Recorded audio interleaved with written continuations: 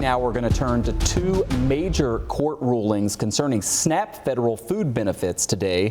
First, a federal judge in Rhode Island ruling that the Trump administration must continue to fund the program using contingency money during this government shutdown.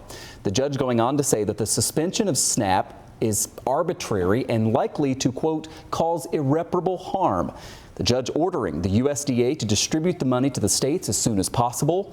In a similar but separate case, a judge in Massachusetts ruled that it is unlawful to cut SNAP funding but didn't specify how to actually fund it.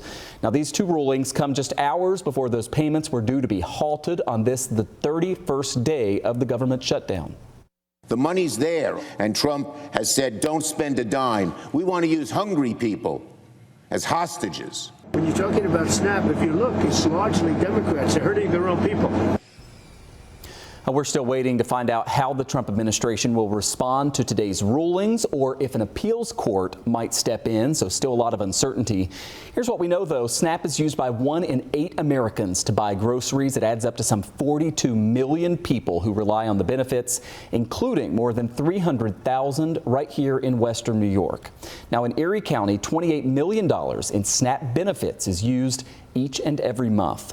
On the home front tonight, 7 News reporter Michael Schwartz is sharing the voices of both sides of the political aisle, and we're also hearing from two people who are already dealing with the impact of this crisis, which for some goes well beyond food insecurity.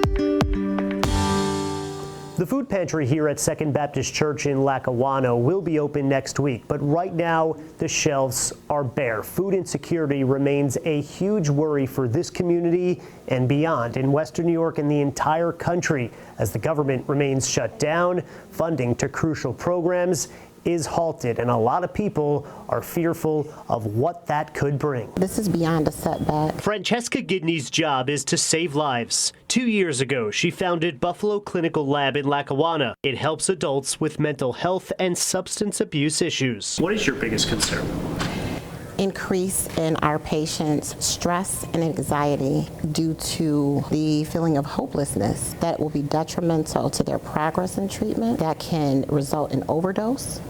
It can suicide. It is immoral, it is wrong, unacceptable, and the people of this country deserve better. Congressman Tim Kennedy held a news conference Friday with other leaders calling for the shutdown to end. Western New Yorkers and Americans will wake up without nutritional assistance and to an open enrollment period with skyrocketing unaffordable health insurance. HEAP program, which was supposed to start on Monday, has been delayed by 2 weeks. And who knows how much further it'll be delayed because of the shutdown. Democrats are blaming Republicans. Republicans are blaming Democrats. There's no question that's the case here, but the Democrats have had 13 chances to reopen the government, and they've 13 times decided that the political fight was more important. The funding bill Democrats declined was a GOP proposed bill. In a statement, Congressman Nick Langworthy said in part, Democrats forced this shutdown and the president cannot legally fund programs that Congress hasn't appropriated. On Friday, a Massachusetts judge ruled the Trump administration must use contingency funds for SNAP payments during the shutdown, but it's still unclear when SNAP payments could resume. The state cannot cover all. The state governor announced $65 million for food banks. Erie County Executive Mark Polenkar said he asked the county legislature to approve $1 million for Feed More Western New York so they can buy 350,000 pounds of food. Michael Schwartz, 7 News, Lackawanna.